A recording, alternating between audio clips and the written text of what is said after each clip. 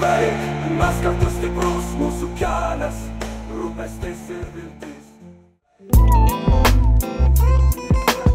Temsta, greitai, kiemai užpildyti, sunku įvažiuoti į kiemą su veikmobiliu.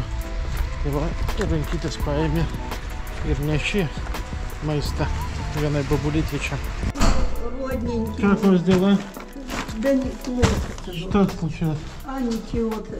Ну ясно. Давайте Здоровье. Солнышко. созвонимся. Да. Depo nupirkti Kristinai batų. Sandėlį nėra, tai paimsim naujus, lengvus kroksus šiltus.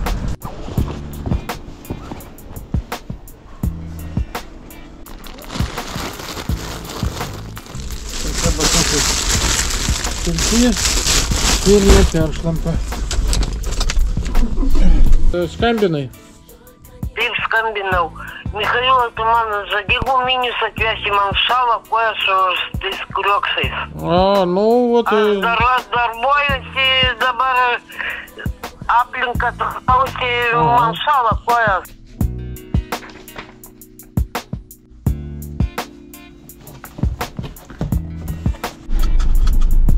Darbus Veikfonde šiandieną baigiam. Keliaujam dabar pas Kristinos. Noriu nuvežti jai batus nupirktus, šiek tiek maisto ir kitų kojinių šiltų prie batų.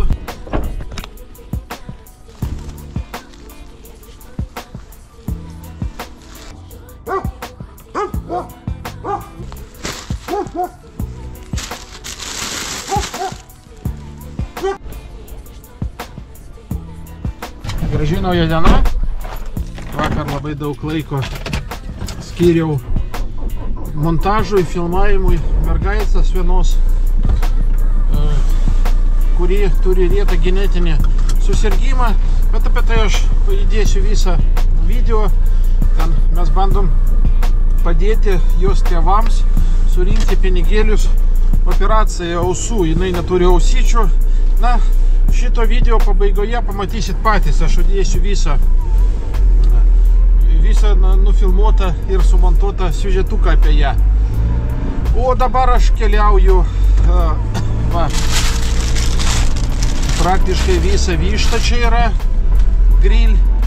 Noriu nuvežti Juozui vištą, o paskui važiuosiu įveikti namus, nes ten po valymų, po prausimų benamių, nu, yra šiek tiek tokio bardako ir aš noriu į tą bardakėlį sutvarkyti.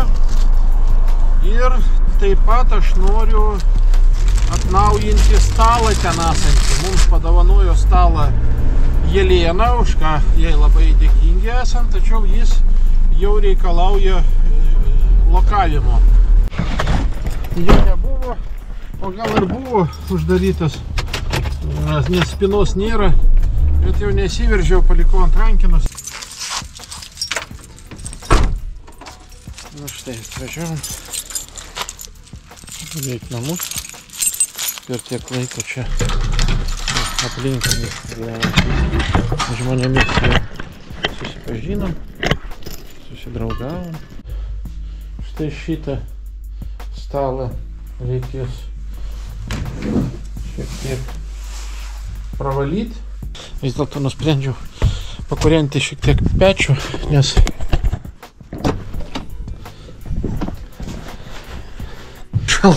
šalta labai. Taip, porą malkų.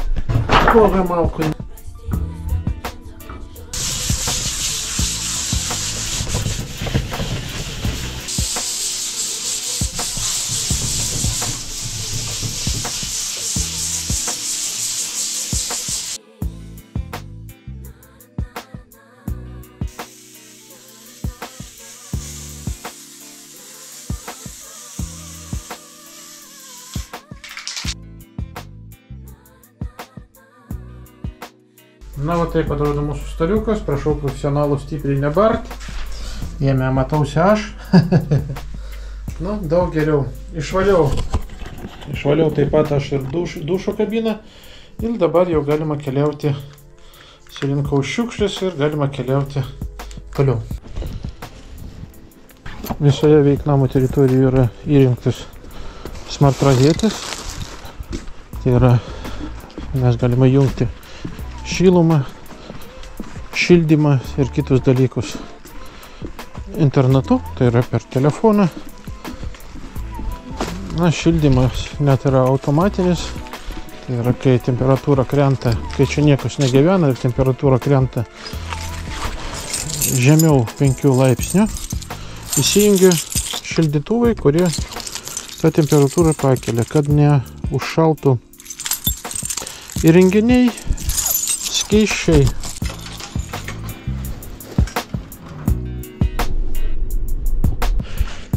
Vakaro darbai prasideda Veik fondo sandėly. Pas mane čia guli 6 dėžės, kurios reikia išsiųsti, 5 meluoju, 5 dėžutės, kurios rytoj reikia išsiųsti. Ir aš dar noriu keletą paruošti. Artėja šventinis laikotarpis ir aš noriu, kad daugmaž visus šeimynos, kurios gauna iš Veik fondo paramą, kad jie gautų kartu su parama ir kažkokį tai mažą nedidelį kalėdinį dovanėlį, jeigu aišku mes jos turėsim.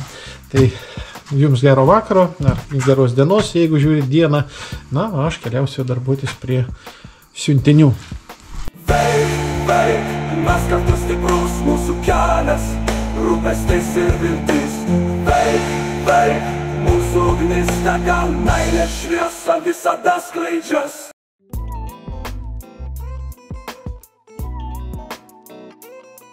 Gimė mum Evelina, tai iš tikrųjų, sakė, kad viskas gerai vaikui, kad sveika viskas, bet kai gimė, mes pamatėm, kad daktarai pasakė vaikui, gimė be ausų, veidas sumaituotas, na, aišku, buvo šokas, bet mūsų vaikas.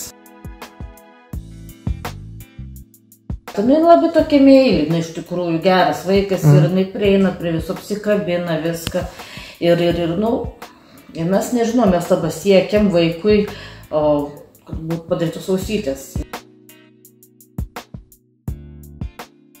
Mes ir ieškojom, mes ir važiavom, mes ir skambinom, praeitoj savaitį ir užpraeitoj savaitį, nuo ryto iki pat vakaro, kiekvieną dieną.